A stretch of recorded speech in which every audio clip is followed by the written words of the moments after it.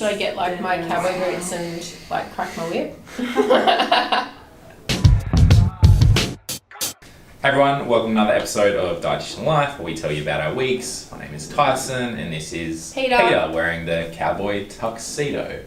Canadian tuxedo. Denim on denim. Denim Dan. Denim skirt. That's not denim underneath, you're weird. I don't know. What have you got stamped on it? I don't know. This is what happens when you travel. You just got to go with whatever you've shoved into your bag. Alright, so Peter just got back from WA. So she literally landed, came straight here. Commitment.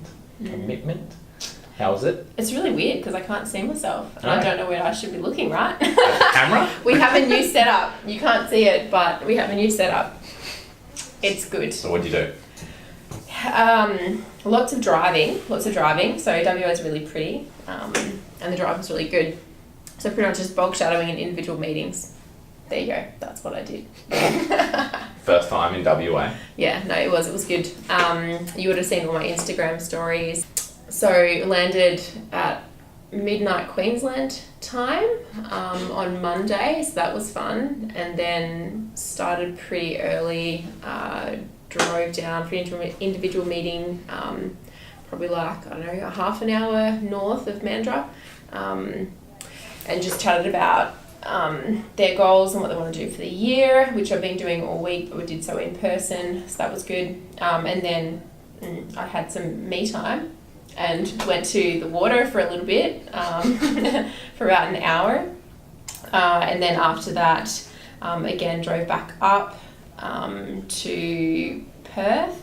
And then I met another practitioner later on in the afternoon, and we had drinks and we just chatted about his new role and what his expectations are. And then that was that day. And then bulk shadowing from one end of Perth and stuff to the next. What was the number one piece of advice you gave while you're over there? Or top three? Number one, let's go with top three.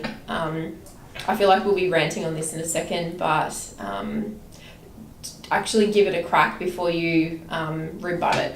So when I provide advice, generally that's what I'm there for, is to provide a different, just a different opinion, a fresh perspective, and some experience.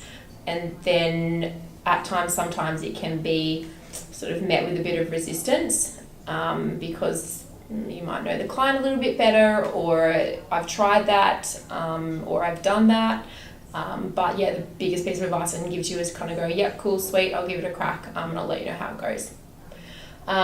Number two would be specificity in your recommendations and your responses to clients. So if client is asking you a direct question, then you need to give them a direct answer. So for example, is the keto diet good for me? Yes or no? Like, they don't need to hear about the amount of fat it's got in it and the origins of the diet or any of that bullshit. They just need to know yes or no. So specificity is really, really important. What would you say? Hey? What would you say? Is the keto diet good for you? Oh, if you want to lose weight, sweet. Yeah, it'll work. It'll work? Yeah. Number three is do no harm. Yep. So if a recommendation that you put into place has a negative consequence, or put someone at risk of a negative consequence. Yeah, don't do it. Yeah.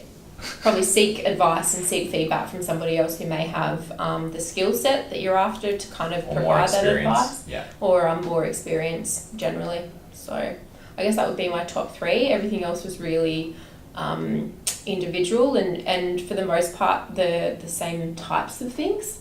And when I was sitting on the plane today, I said to Tyson, I had all this rant fuel in typical Peter fashion because, like head's going like this and can't kind of channel a thought. I started writing three different blogs or something? Yeah. Oh really? Shit. Yeah. Peter writing. Wow. Yeah. What were the topics?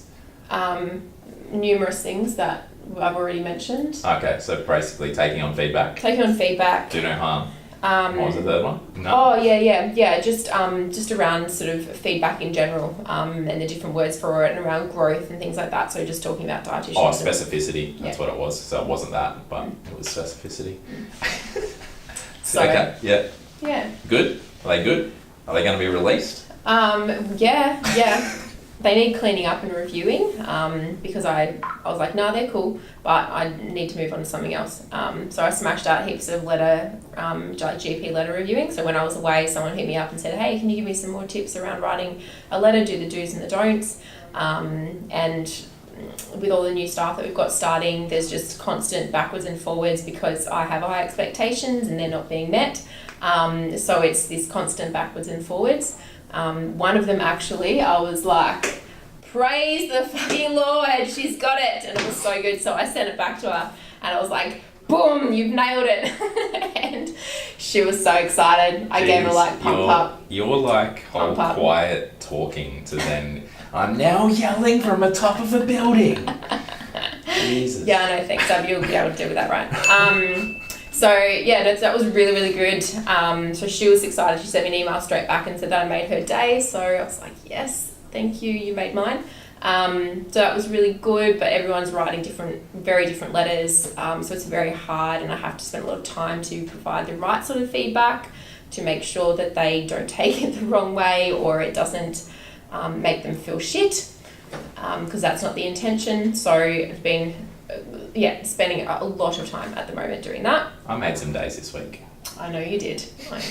I'll let you rant on that in a second. Oh, well, you're going to keep ranting. Go. Yeah, no, got plenty. And then driving home, I spent the entire time driving home talking to all the managers, getting their updates for the week, which I will tell you about. Tomorrow? Yep.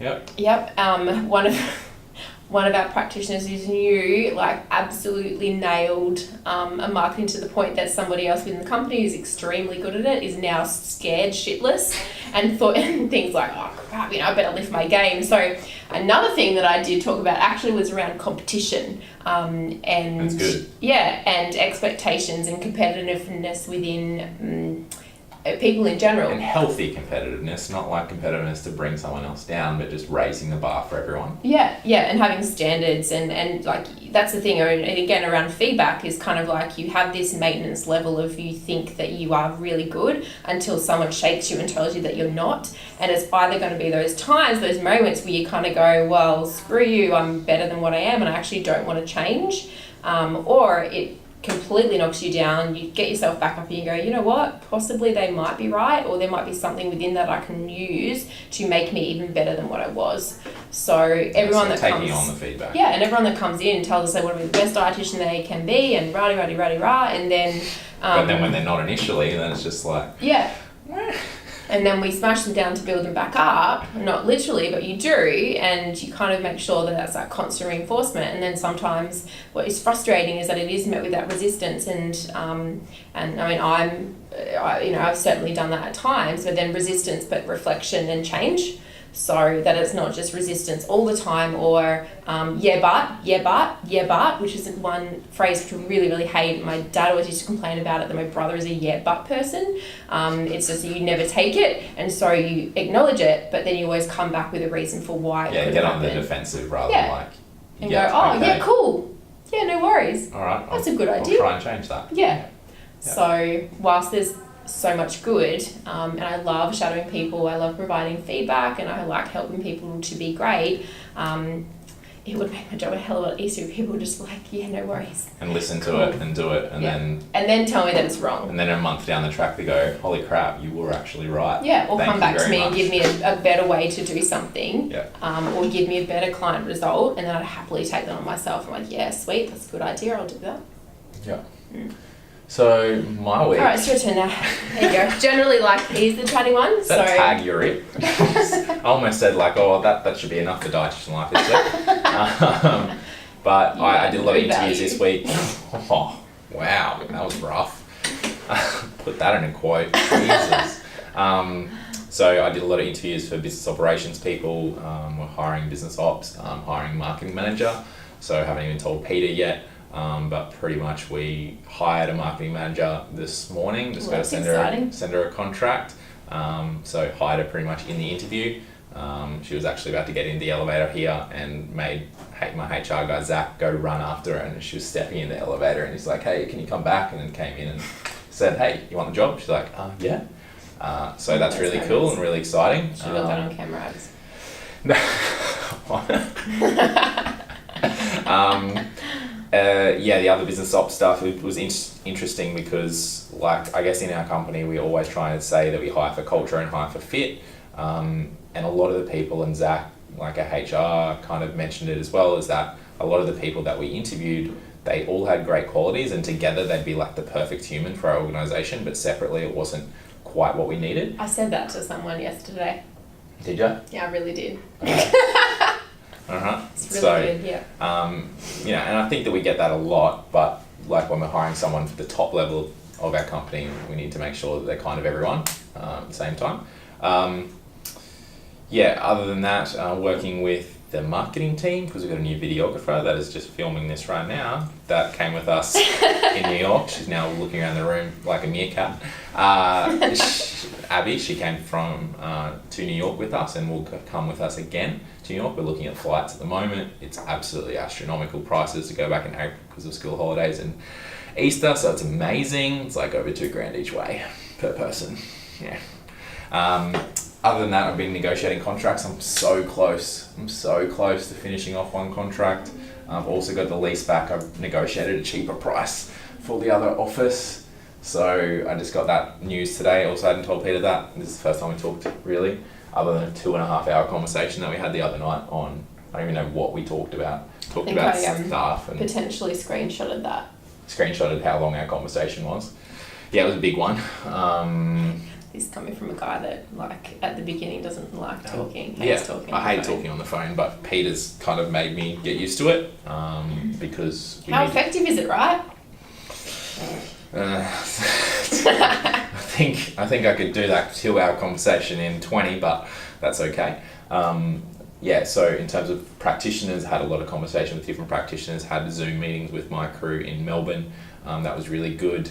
Gave some feedback, really helped around building out a private hospital that we're working with at the moment, just building the service from scratch. So had a good kind of conversation with them and got some good feedback around it being a real motivational experience for them to have that meeting with me. So that was kind of cool. This week, some of the conversation that I had with Peter was around me personally struggling with the lack of feedback at times, being looked past. Yeah, he was having a little cry. So, that was nice that it happened like that. Also surprised one of the kind of contractors with giving them a company car. Pretty much said her week was made. And year was made, I'm pretty sure it said. Week/year. Just to reward all of the efforts, because by far one of the best people, best contractors in our company. Hardest working. Yeah, and says yes to everything and definitely deserves it. So if you're watching this, you're worth it. I'm sure she does. Anyway. Yeah, well, we'll make her from now on. We'll say, hey, we talked about you, so you better watch it. And then she'll freak out and go, oh, crap. Do you want me to send her a message now? No. Other than that, it's a lot of meetings, a lot of strategy, a lot of planning. Katie from Vayner, one of the Vayner media crew, come on Monday. So I've set up meetings, had one of the admin girls set up some meetings with practitioners, set up meetings with organisations we work with to kind of learn more about our organisation. Peter's going to set some dinner plans for us. So I'll just drop that on her right now. I'm feeling Indian. Oh. Maybe some Thai. I just got to have some beer or something. You just have like a wave of food intolerance. Yeah, I just got a headache instantly.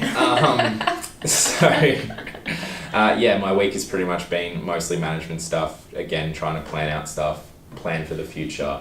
It's been really good, and Peter's kind of been doing the grunt work with the shadowing and stuff this week, and I was very, very jealous, and she was trying to make me jealous every single day while she was over there, because I'm the only one that... Yeah, I know. The only one that goes over to Perth usually, but it was really good for them to get feedback from someone else. And even though they're like, oh, I wish I got this feedback earlier, it's just like, well, it's just different feedback. Change is as good as a holiday.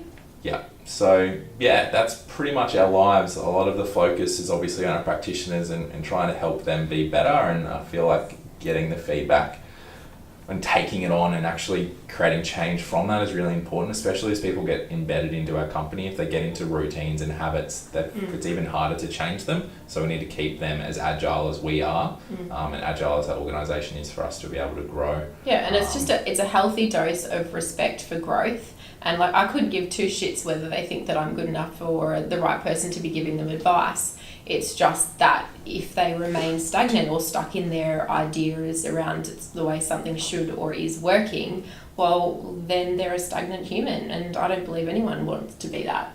And no, and ultimately they want to get better results with their clients, they want to be better practitioners, and if we think back to what their goals are and everyone's saying they want to be better, they need to go through the fire get to the other side. And it's just like we always say with weight loss as dietitian, it's not linear, neither is your growth as a practitioner. So you're going to have an exponential growth when you first start, you're going to get into bad habits, we'll try and break them, you might go down a little bit, but then you'll boost back up after. You're just going to ride that wave and you'll get there. So whether you're in our organisation or another one and you're getting feedback and you're feeling kind of disheartened, try and take it on as much as you can and see where you go. Like, we are the legit biggest cheerleaders of you.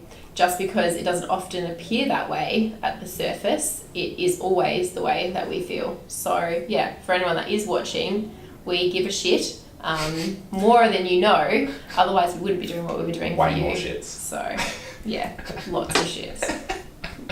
And with that happy note, we'll end this week. See you next time. Abby will hopefully cut this up, make it nice, and hopefully this will be the start of even better dietitian lives to come. Amazing. Thanks, guys. Bye. See ya.